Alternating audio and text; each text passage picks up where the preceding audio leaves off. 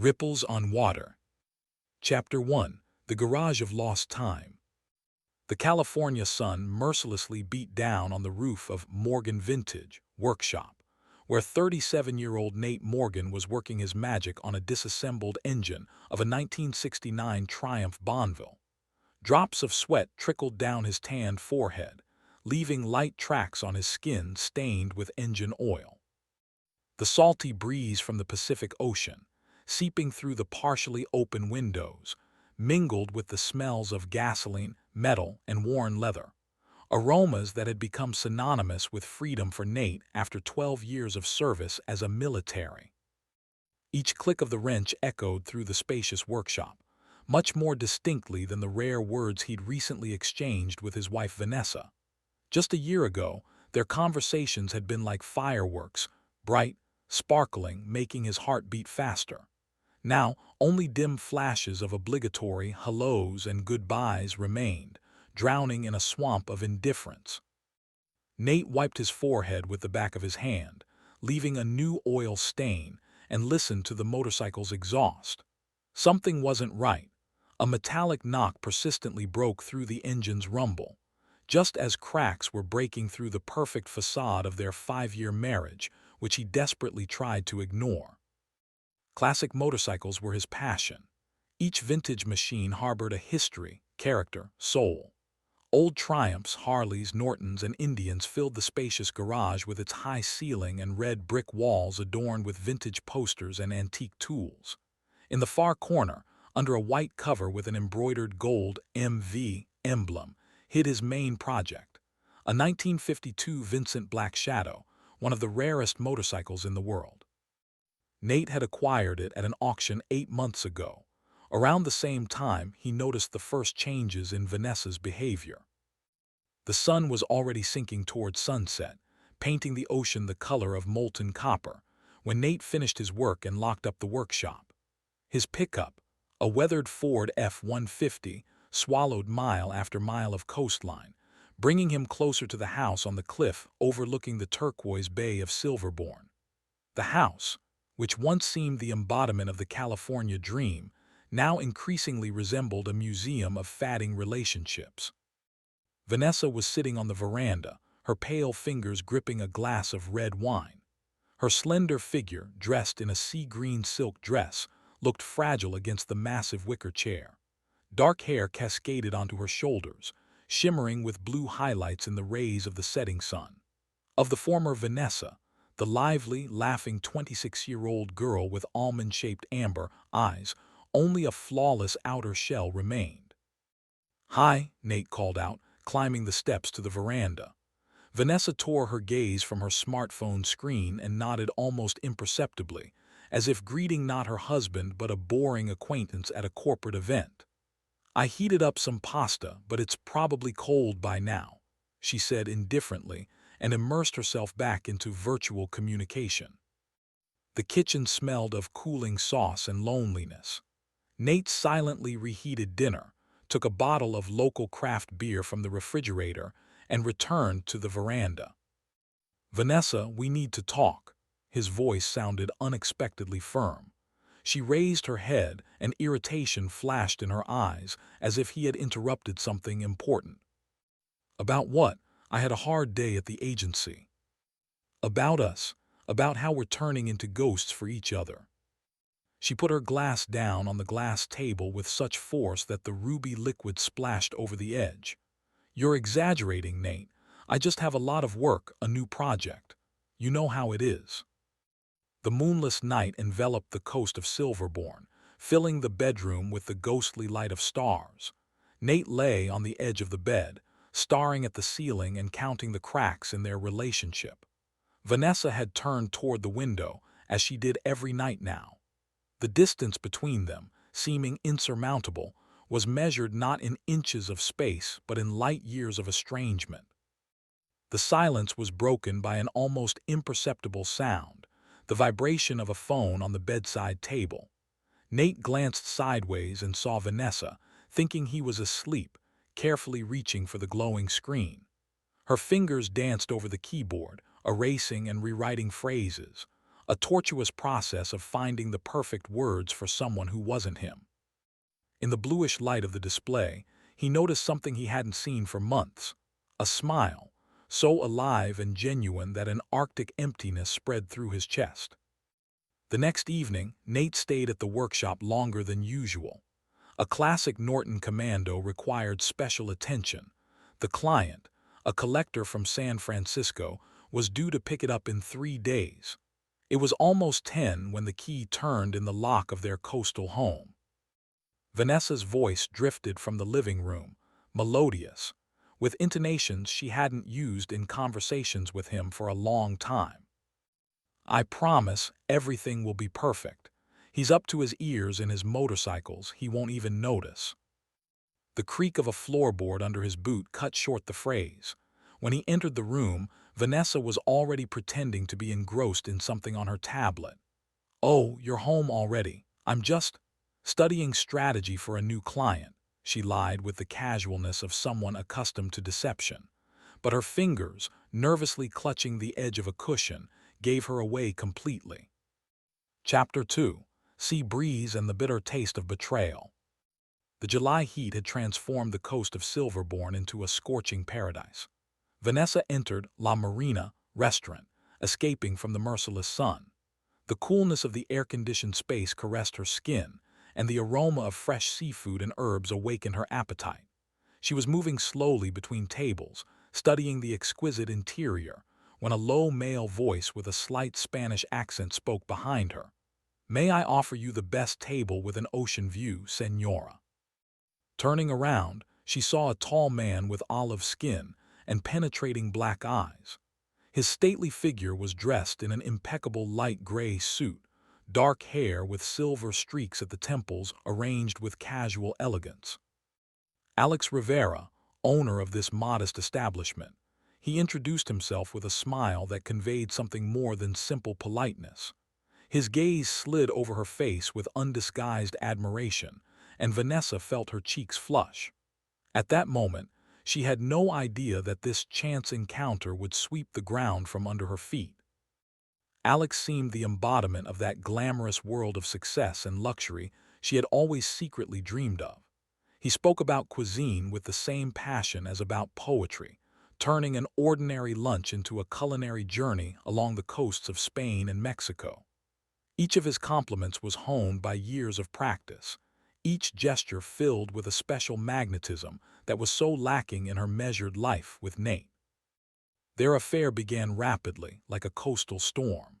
Secret meetings in his clifftop penthouse, exotic gifts, passionate declarations. Alex surrounded her with luxury that Vogue magazine wrote about on glossy pages. He called her his muse, his inspiration, assured her that he had never met a woman so perfect. And each time she returned home to the simple reality of life with Nate, the contrast became more and more agonizing. Her husband, with his vintage motorcycle workshop, always smelling of engine oil and metal, seemed so earthly, so ordinary. "I would divorce Maria tomorrow and marry you," Alex whispered, covering her neck with kisses. "But the restaurant chain is registered in her name. Family business, you understand. If I file for divorce, she'll ruin me." Vanessa nodded understandingly, though in reality she didn't care. She was enjoying the moment, not thinking about the future. But somewhere deep inside, she understood that one day she would have to make a choice, and that moment came sooner than she expected. That evening, Alex called her, his voice vibrating with barely contained excitement. "Querida, can you imagine? Maria is flying to Spain for a whole week. Her father had surgery." Vanessa froze, clutching the phone. Maria, Alex's wife, an elegant Spanish woman whose ghostly presence constantly hovered between them. "I want to spend this weekend with you," he continued passionately. "Friday, Saturday, and Sunday. Just you and me, without limitations, without rush. I've booked a villa in Malibu for us." Her heart raced with anticipation but immediately clenched with panic. 3 days. How to explain such a long absence to Nate? He wasn't the type to easily swallow a story about a sudden business trip. Besides, with his military background, he sensed lies too well. And then it hit her. Lily, Her twin sister was the only person in the world who could replace her so that even her own mother wouldn't notice the substitution. They were mirror images of each other externally, but so different inside. Lily, serious, deep, always immersed in her work as a music therapist. She never approved of her sister's lifestyle, but was always there in difficult times. However, this time the request would be of a completely different caliber. Vanessa nervously drummed her fingers on the steering wheel of her silver Audi, parked in front of Lily's modest house on the outskirts of Silverbourne. Gathering her courage proved harder than she had anticipated. How to explain to her sister that she needed not just to cover for another escapade, but to play the role of a wife for a whole 3 days. Taking a deep breath, she took out her phone and typed a message. "I'm outside your house. We need to talk. It's very important." Lily listened to her sister in silence. Only her hands, which clutched a cup of long cold herbal tea, whitened from tension. She looked at the ocean visible from her living room window, trying to hide the storm of feelings that engulfed her at the mention of Nate. This man, with whom she had been secretly and hopelessly in love all these years. From that very day when Vanessa first brought him to a family dinner. Then Lily felt this strange, aching feeling in her chest that hadn't gone away since. But she had never, not by a single gesture, revealed her feelings, neither to her sister nor much less to him. "Are you crazy?" Her voice was quiet but steel rang in it. "This is no longer just deception, Vanessa. This is betrayal." She finally turned to her sister, and Vanessa involuntarily recoiled, seeing the pain in her eyes, as amber as her own but deeper, more sincere. "Please," whispered Vanessa, grabbing her sister's hands. "This is my only chance. Alex, he's special. He loves me for real." Lily laughed bitterly. "So much for real that he can't divorce his wife." "You don't understand." Hysterical notes sounded in Vanessa's voice. "He has a business, he can't lose everything, but someday." Lily closed her eyes. She knew she would agree, as always, like in childhood when she covered for her sister's mischief in front of their parents, like in college when she wrote essays for her, like later when she lent her money that was never returned. "You just need to pretend you're me," Vanessa hurriedly said. "Nate hardly stays at home anyway, constantly fiddling with his motorcycles. And if anything, you can say you're having. You know, your days. He never bothers me during those days." That evening, Lily stood in front of the mirror in Vanessa and Nate's bedroom, looking at herself in her sister's designer dress.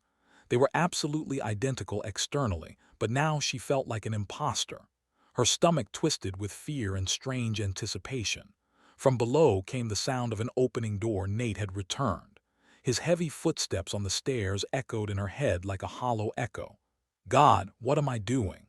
she whispered, but it was too late to retreat. Nate entered the bedroom, pulling off an oil-stained t-shirt as he walked. He smelled of gasoline and metal, smells that, as she knew, irritated Vanessa, but which made Lily's head spin for some reason. "Hi," he said tiredly, not even glancing in her direction. Lily mumbled something in response, afraid her voice would give her away. But Nate had already disappeared into the bathroom, and a second later the water started running. She looked at the closed bathroom door, and her heart was pounding like crazy. This would be the longest night of her life. Chapter 3: Sand Dunes and Salty Secrets. Malibu greeted Lily with a California dawn, cutting the sky with flamingo-colored streaks.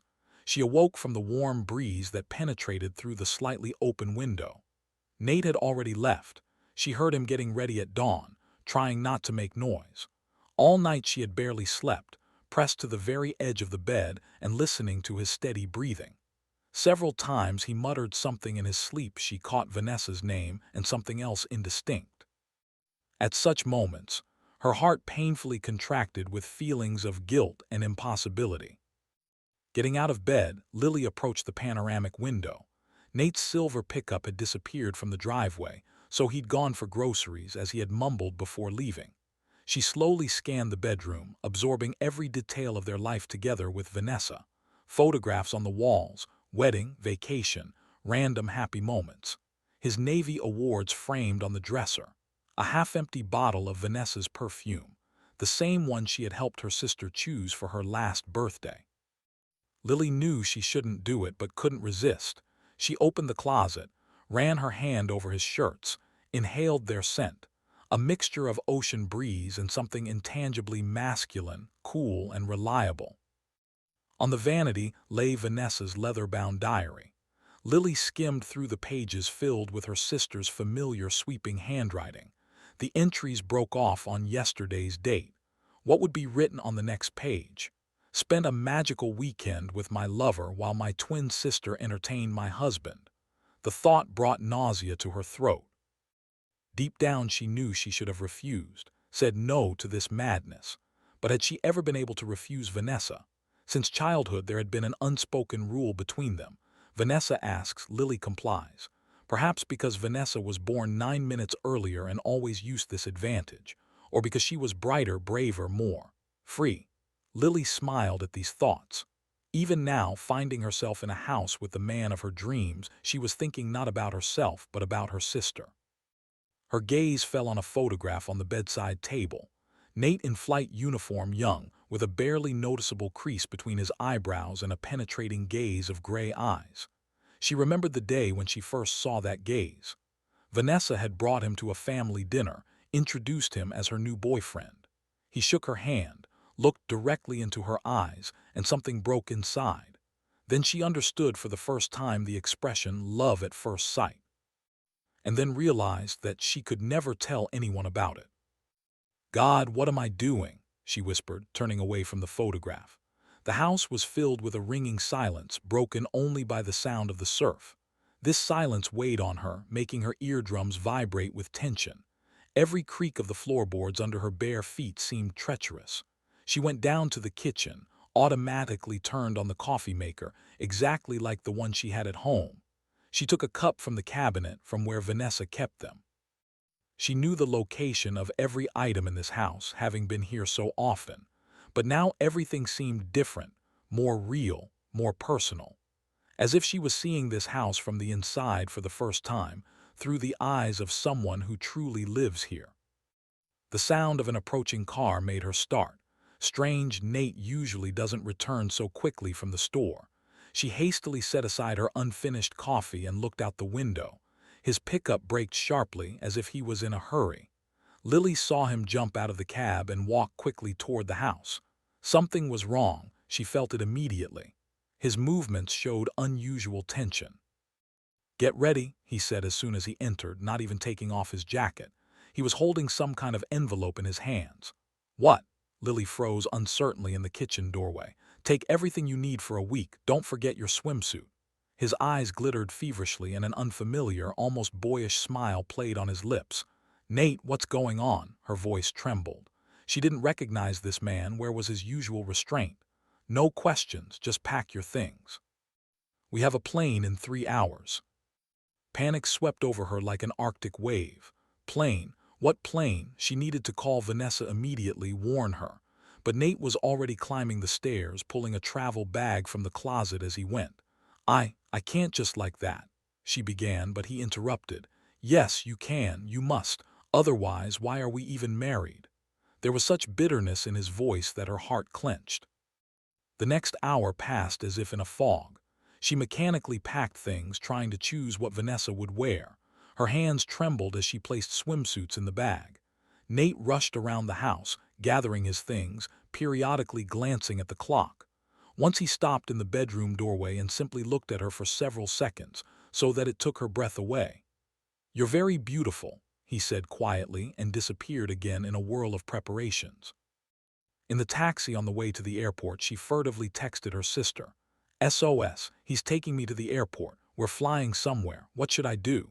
The answer came almost immediately. What the hell? You have to refuse, make something up. Lily closed her eyes. As if it's so simple to refuse the man you love when he looks at you with such hope for the first time in a long time, even if he's looking not at you but at your reflection. On the plane, Nate took her hand for the first time during this crazy day. His palm was warm and slightly rough from working with mechanisms. You know, he said, looking out the window at the clouds drifting under the wing, I've been thinking a lot about us, about what's happening to our marriage. Lily held her breath. The last few months, they've been difficult. We seem to have lost something important. You've distanced yourself from me, and I didn't understand why." He turned to her, and in his eyes she saw such sincerity, such pain, that she wanted to burst into tears. "I decided that we need to start over," he continued. "Remember our honeymoon in Malibu, how happy we were then? I thought maybe if we return there, if we spend this week together, just you and me, without phones, without work, without all this." He took out from his pocket the envelope he had been holding that morning. It contained vouchers to an exclusive resort complex on the coast of Malibu, the very one where he and Vanessa had spent their honeymoon. Lily felt nausea rising in her throat. Vanessa had told her about their honeymoon, how they walked on the beach, how they made love to the sound of the ocean, how they made plans for the future. Now Nate wanted to recreate these moments, to bring back that happiness. But with whom? With the woman who had betrayed him and was now in another man's arms, or with her, an imposter who had stolen someone else's life? "I know it's crazy to just take off like this," Nate laughed nervously. "But I feel like sometimes you need to do crazy things to save what's really important. Our marriage is important to me. You are important to me." Each of his words was like a dagger blow.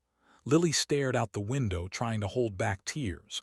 Below, clouds drifted by, white and fluffy, like her childhood dreams of true love. The phone in her bag vibrated, undoubtedly another angry message from Vanessa. But Lily didn't check. Instead, she turned to Nate and smiled weakly. "Yes, our marriage is important." She uttered these words, and they hung in the air like a sentence. Whose marriage? Hers or Vanessa's? At that moment, Lily realized she had crossed a line beyond which there would be no return to her former life. And the scariest thing was that somewhere deep inside, she was glad of it. Chapter 4: The Play of Reflections.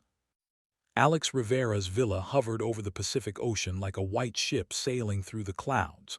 A modern architectural marvel of glass, concrete, and steel, suspended on a rocky outcrop. It impressed with its luxury and scale. Vanessa stood by the boundless panoramic window, sipping champagne from a crystal flute and half listening as Alex expounded on the secrets of Peruvian cuisine and the latest gastronomic trends. "What are you thinking about me, Corazon?" Alex approached from behind, embracing her waist. He exuded the aroma of expensive cologne and a light smell of rum. "Oh, nothing," she turned to him with a practiced smile. After all, wasn't this what she had dreamed of? A luxurious villa, a handsome man, exquisite wines. The phone in her purse stubbornly remained silent, and this silence somehow troubled her more than any news would have. At the same time, on the coast of Malibu, Lily and Nate were entering the gates of the exclusive Oceana Retreat resort. Palm trees along the driveway swayed in the warm breeze as if welcoming the guests. "Everything is just like then, remember?" Nate smiled, looking at her with such warmth that Lily's breath caught. No, she didn't remember. She hadn't been here 5 years ago, but she nodded, trying to smile back. Their bungalow turned out to be a spacious suite with direct access to the ocean. A king-size bed with snow-white silk bedding, a terrace with a jacuzzi, a bathroom with a panoramic view of the Pacific Ocean. "I'll take a shower and then we'll go to the beach, or maybe you'll join me like before," suggested Nate, dropping his travel bag on the floor. Lily nodded, unable to utter a word. Before following him into the bathroom, she quickly checked her phone. 15 missed calls from Vanessa. 5 voice messages. She deleted them without listening. Meanwhile, at Alex's villa, time flowed quite differently.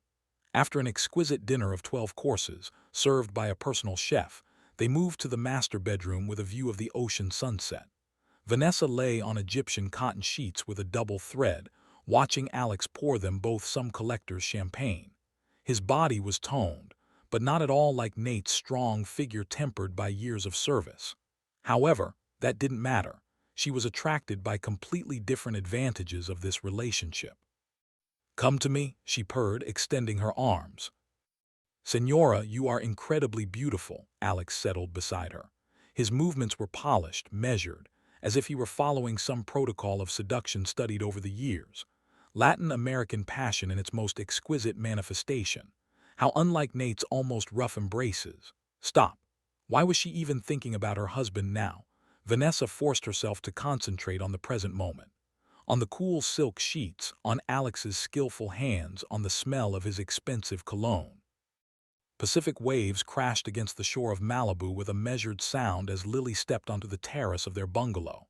The setting sun painted the sky in incredible shades of purple and gold. Nate appeared next in simple denim shorts and a t-shirt with a Triumph image, his hair damp from the shower. "I can't believe we're here," he said, standing next to her at the railing. Their shoulders touched, and an electric wave passed through Lily's body. "Me neither," she whispered, and that was the pure truth.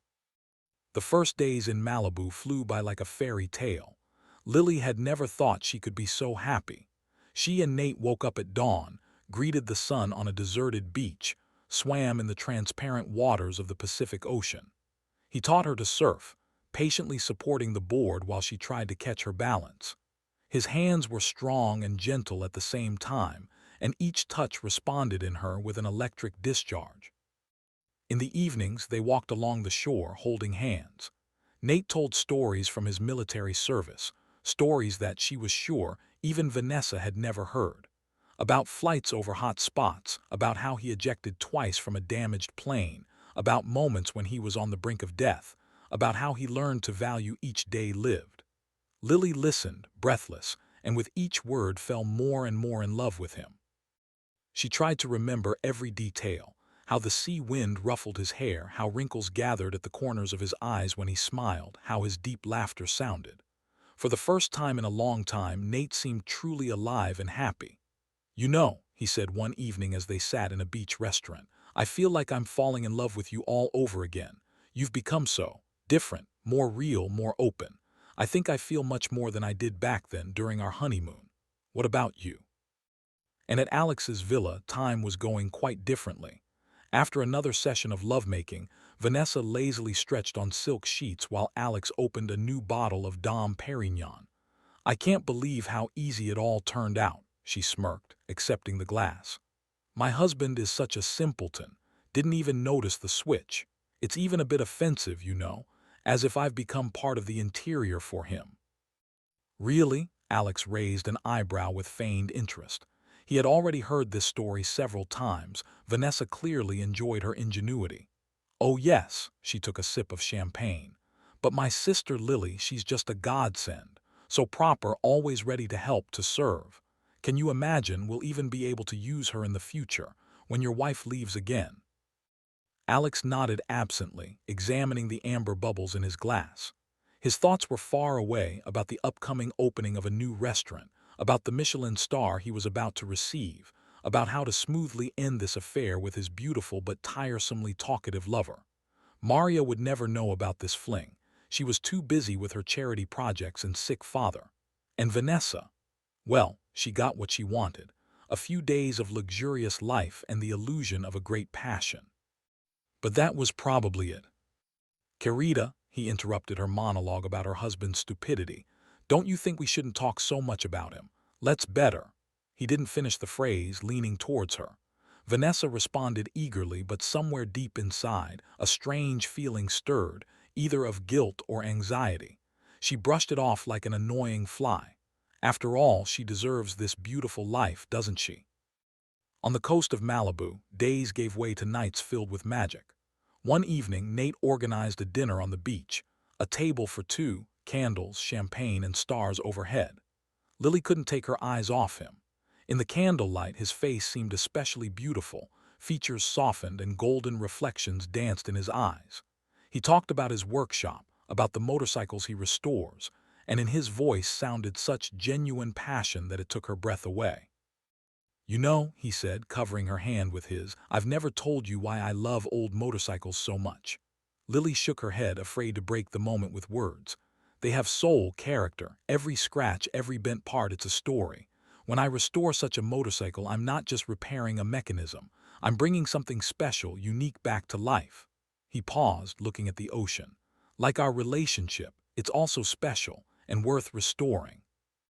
In their bungalow, twilight reigned. Only moonlight penetrated through the huge windows. Nate pulled her to him. Lily felt as if her heart was about to jump out of her chest. All thoughts that this was wrong, that she had no right, dissolved in the warmth of his touch. That night they rediscovered each other. Lily gave herself to him with all her soul, not playing a role, for the first time in these days being her true self. And in the luxurious bedroom of Alex's villa, Vanessa was scrolling through photos on her phone under her lover's quiet snoring. Here she was with Nate on their wedding day, so young, happy. Here was their first house by the ocean. Nate near his workshop, proud, stained with engine oil but so content. She tried to convince herself that she had made the right choice. That Alex, his money, his social position, this was what she had always wanted. Why then couldn't she shake the feeling that she was making a huge mistake? Finally, she put the phone aside and stared at the ceiling. Somewhere there in Malibu, her sister was playing the role of an exemplary wife. I hope she's not getting too carried away, thought Vanessa with a sudden pang of jealousy. She had always known about Lily's feelings for Nate, though they had never spoken about it aloud. Alex stirred in his sleep, his hand possessively resting on her waist. Vanessa distastefully freed herself from his embrace and went out onto the terrace. The night air was filled with the aroma of exotic flowers, but for some reason, she suddenly desperately wanted to smell the scent of engine oil and metal that Nate always carried when returning from his workshop. Chapter 5: Pacific Storm. Their Malibu days flowed peacefully and happily until chance destroyed this idyll. Nate was returning from the beach earlier than usual. He had forgotten his sunglasses in the bungalow. He was about to open the door when he heard his wife's voice coming from the terrace. She was talking on the phone, and her voice carried unfamiliar intonations, softer, more uncertain, not at all like Vanessa's tone. "I can't go on like this," she was saying. "It's wrong. He's so incredible. Every time he touches me, calls me by your name, I feel like the ultimate betrayer." Nate froze, not believing his ears. "No, Vanessa, you don't understand. This is no longer a game.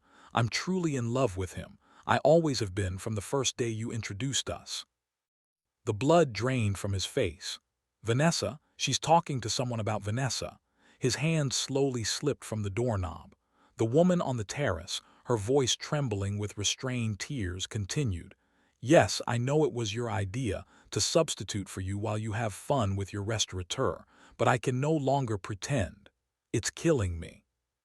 The world around Nate tilted and drifted. The puzzle that had been troubling him all these days suddenly came together. This is why she seemed different, more tender, more sincere. This is why her kisses were so uncertain and her touches so tremulous. It wasn't his wife.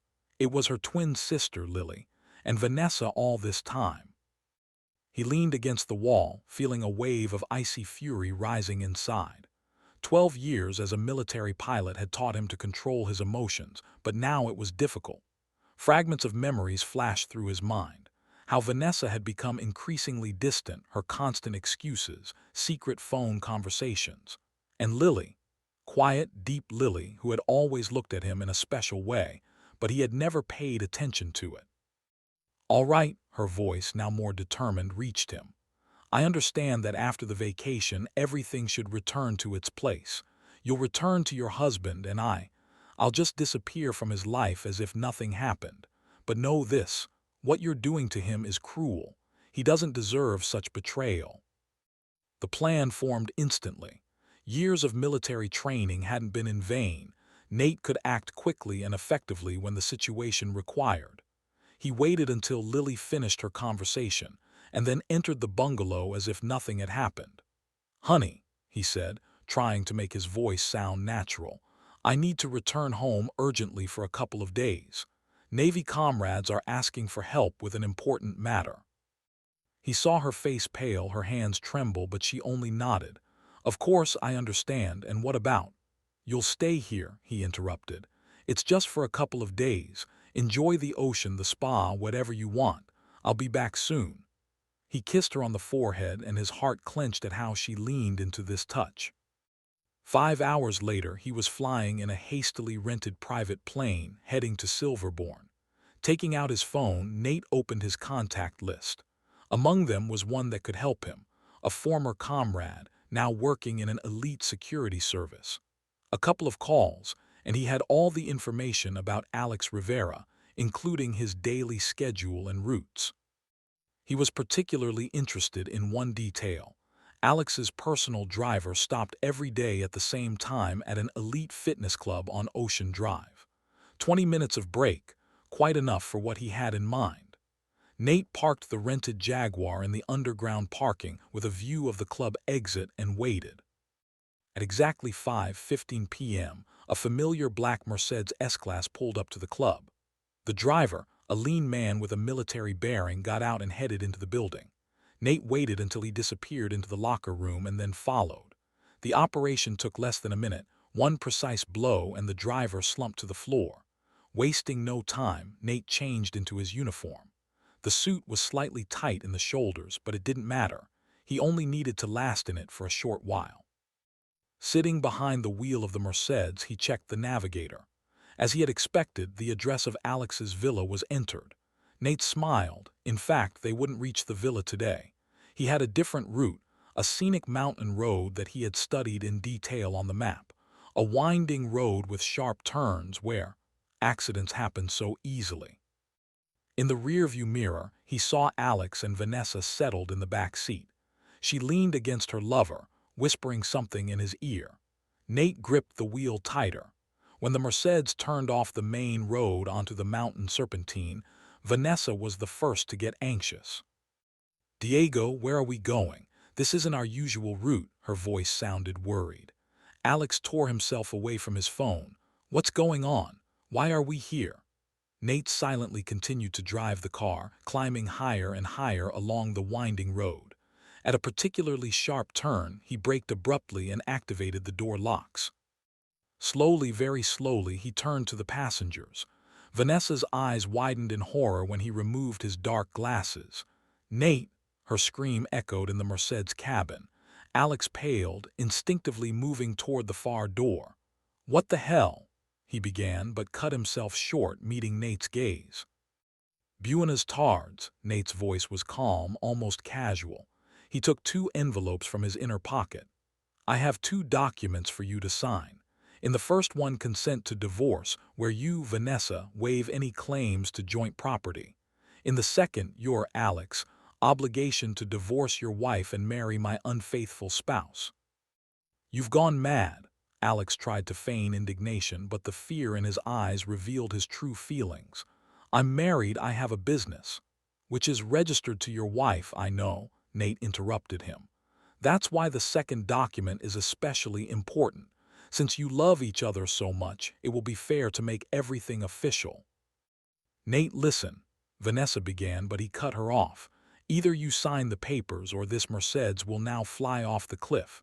I'll engage the gear, jump out, and well, no one has canceled the laws of physics." He spoke so matter-of-factly, as if discussing the weather forecast. Vanessa burst into tears, smearing her expensive makeup. Alex, pale as a sheet, took the pen with trembling hands. "You wouldn't dare," whispered Vanessa. Nate smiled coldly and frighteningly. 12 years in the Navy, dear, I've seen a lot. And believe me, right now I have nothing to lose." They signed. First Alex, his signature was crooked and illegible. Then Vanessa, she was sobbing so hard she could barely hold the pen. Nate carefully put the documents in his inner pocket and engaged the gear. "What are you doing?" Vanessa screamed in panic. "Don't worry," he said, opening the door. "There's a thicket down there. It will be painful but not fatal. Consider it a wedding gift." He jumped out of the car just as it started moving. Vanessa's and Alex's screams merged into one long wail. The Mercedes slowly drove off the road and stopped in thick bushes a few meters from the cliff.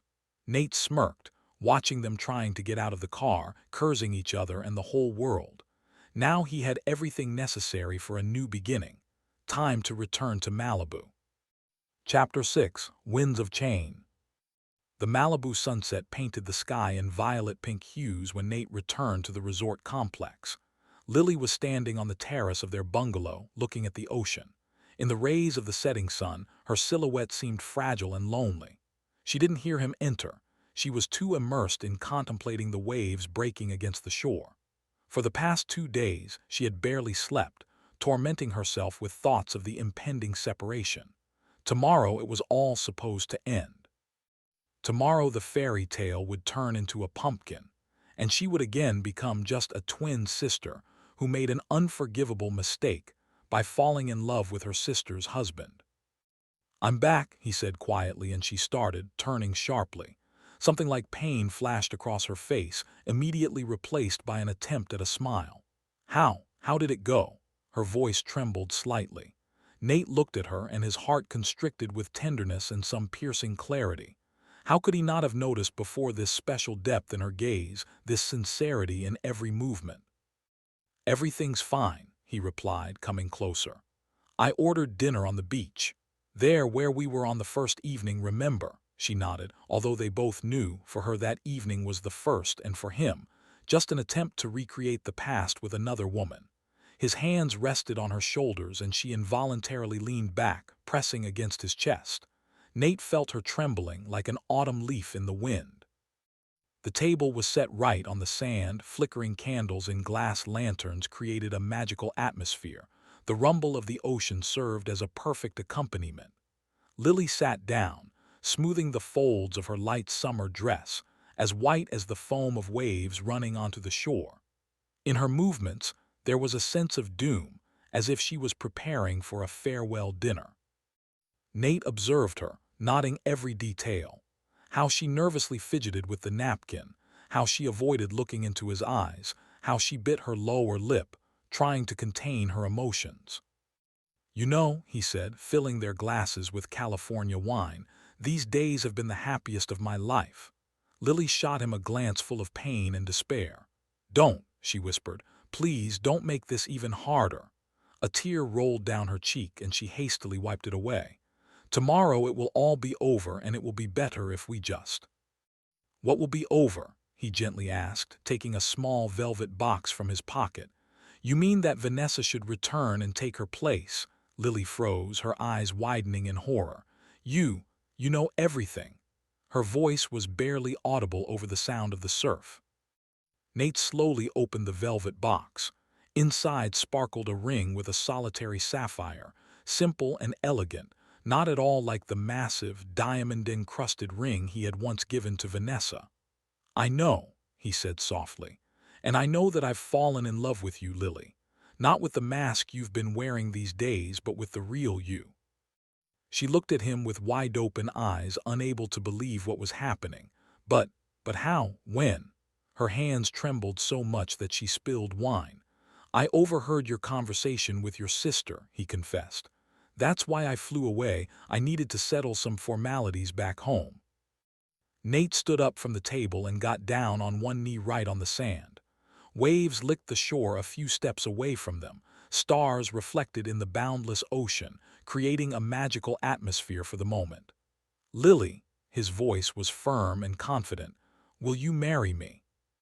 "But you're married," she whispered in confusion and immediately cut herself off, realizing the absurdity of her words.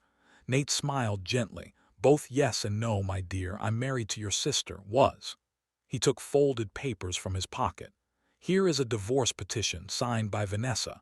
She is no longer my wife, and I want you to become my wife, the only woman who truly loves me and whom I truly love." Lily stared at the documents, unable to utter a word.